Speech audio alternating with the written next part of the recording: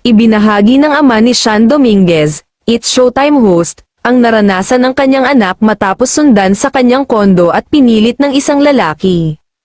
Ibinunyag pa ng ama ni Sean ang pangalan ng lalaki. Mabuti na lang umano ay nakawala si Sean at pinalagan nito ang sospek. Matapos ang pangyayari, navideohan pa ang sospek na tumatakas. Sa kasalukuyan, nasa kustodiya na ng mga awtoridad ang nasabing lalaki.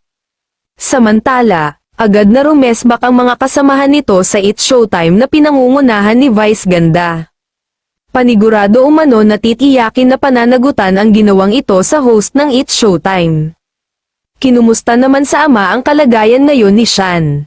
Ayon kay Florendo, she's being comforted by us, her family, friends, and fans, she's a strong person.